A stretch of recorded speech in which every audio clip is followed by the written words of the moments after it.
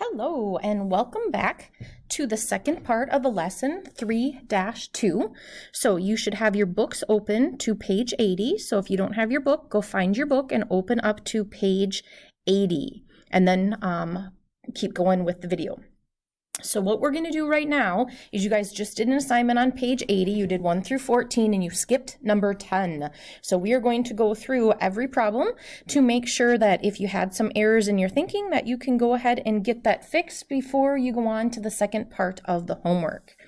All right, so starting with number 1 through 4, your directions say, tell whether the rates of change are constant, the same, or if they're variable, different. Okay, so we're looking to see if your constant rate of change is the same or if they are different. So if you look over on the right hand side, I have the work over there for everything, and we're doing change in y over change in x. So remember, your y values are on top.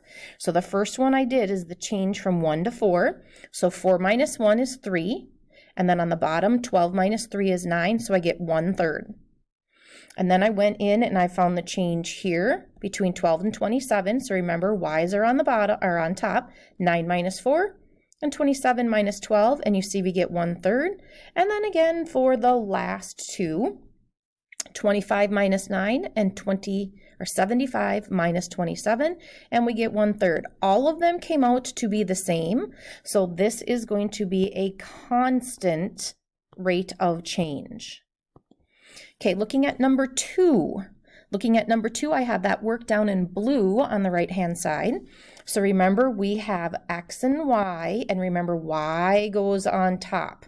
So I have 12 minus 6 and 4 minus 2, make sure you do it in the same order. So I did 12 minus 6 and 4 minus 2. So 6 divided by 2 is 3. Then I went on and found the change here. So we have 25 minus 12 is 13, and 9 minus 4 is 5, and we get a 2.6 compared to the 3. And they're different, so this is a variable change. Okay, it's not the same. Now when we look down at number 3, again, we still have to do the same thing. Y's on top. So we have 2 minus 1, and 64 minus 16 is 1/48. And then you notice here I did the second one and I got a 1/80. Are these numbers the same or different? And because they're different, I didn't even do the next one because I know right now this is a variable change because those numbers are different. All right, when you look at number 4, you can see that I did the first two here came out of 19 and I ran out of space. So then I went up here and this one came out to be 19 also. So they are all the same. So we have a constant rate of change. Constant rate of change. Okay, I have to erase this work here so that we can go on and do number 5. So in here for number 5, find the rate of change from 1 minute to 2 minutes. So 1 minute has this ordered pair right here, and 2 minutes has this ordered pair here. So we have 1, 200, and at 2, 400. So you can see they've already started the bubbles here. And remember, we do x and then y. So we've got 400 minus 200 and 2 minus 1. So we have 200 on top, a 1 on the bottom. So it's 200 feet per minute. So now find the rate of change from 1 minute to 4 minutes. All right, so is this a nice, perfect, straight line? And because this is a nice, perfect, straight line, is this rate of change going to be the same? So they are asking us to go ahead and look, so same ordered pair, 1 minute, but now they want us to go to 4 minutes, which is going to be up here. So because these points are on the same line, and that is a nice straight line, is that rate of change going to be the same? And yes, it is. So without doing any work, we can just say in here that it's 200 feet per minute. All right, number 7, they want us to find the slope. So if you recall, we wrote 2 different words that start with R's, and it's rise over run. So there are no dots here, but if you look, that line that they drew goes through specific points. So right here, it's going through the origin right here at 0, 0. And if I follow this line up, the next place it exactly, like this dot right there, it's not a good spot. It's not exactly where the grid is matching. So I'm going to keep going, and oh, there's a point right there. And if I keep going, there's another point right there. Now they want us to count what this is. So starting at 1 dot, it doesn't matter which one you start at a dot and rise. How many did we go up to get to that next dot? And we rose 2. Now, how many did we go over to get onto that? And it was 1. Now look at, we went up 1, but we went left. We went up 2, but we went left 1. Now what is 2 divided by a negative 1?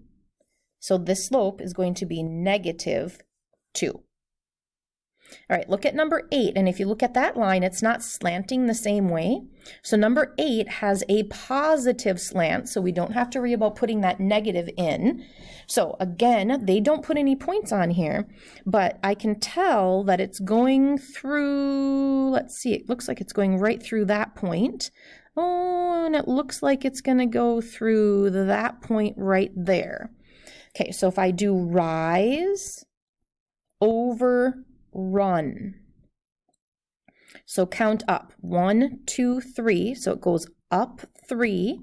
And now how many is it going over? 1, 2. So we have the ratio of 3 over 2. Notice we write that as a fraction. And some of you might have picked this obvious point right here at 0, 0. So let's count from 0, 0 to this point. Do we get the same thing? And because that's a nice straight line, shouldn't we get the same answer? So 1, 2, 3, and over 2. We get the same exact answer. All right, if you know 2 points on a line, how can you find the rate of change being graphed? Well, this is when we're going to use that formula of y1 minus y2 all over x1 minus x2. Now, the book probably writes it y2 minus y1 and then x2 over x1, and it doesn't matter as long as you do them in the same order. All right, we skipped number 10, so we're going on to number 11 here. So a bicyclist started riding at 8 a.m. and find the distance here. Okay, so, and they want us to do it in miles per hour. Okay, so it looks like for this first one, we went 4.5 miles, and the time, 8 o'clock to 18. 8:18 is going to be 18 minutes. Well, if we take 4.5 and divide by 18, we end up with 0.25. But this is not ours. This book gave it to us in minutes. So how do I change minutes? So this is 0.25 minutes. How do I change that as to how that would be in an hour? So how many minutes are there in an hour? And there are 60. So we're going to take 0.25 times 60, and I believe that should get us to 15 miles per hour.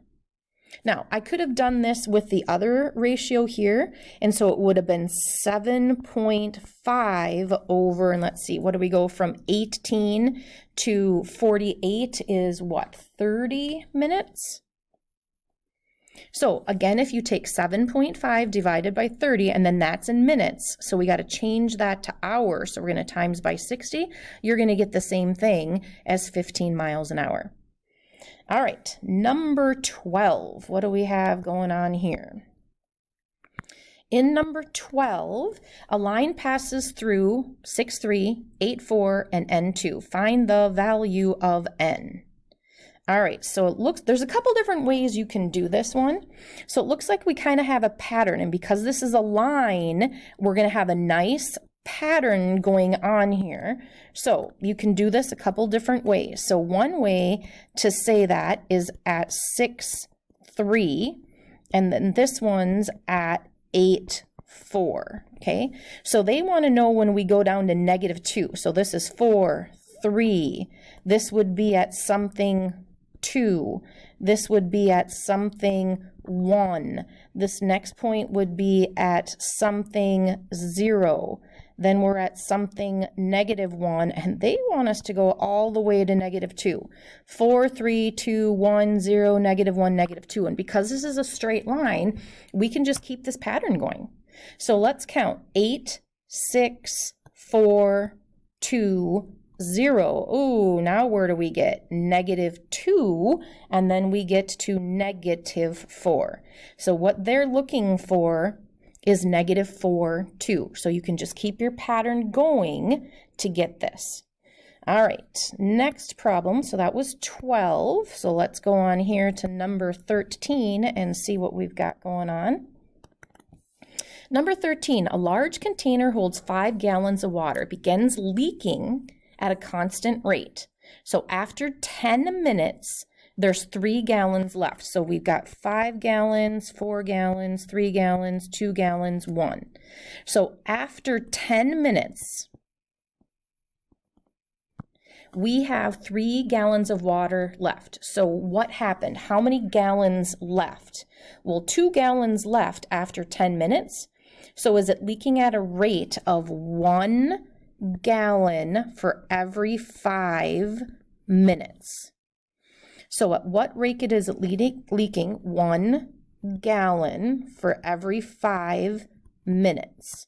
After how many minutes will the container be empty? Well, let's see. What did it hold? It held 5 gallons, and for every 5 minutes. So 1 gallon is 5 minutes. 2 gallons would be 10 minutes, which is what we were at here. So 3 gallons is 15, 4 is 20, and 5 would be 25 minutes. All right, the last question here. Number 14. Oh, that didn't erase on me. Okay, so number 14. Billy found the slope of the line through the points 2, 5, and -2, -5. Using this equation, what mistake? So there is a mistake here. Where is it? Well, let's see here. Let's see. He put 2's on top. 2's. Oh, what values are those? Those are your x values. And what did we do on top for every single problem? Y goes on top. We do rise first and then run.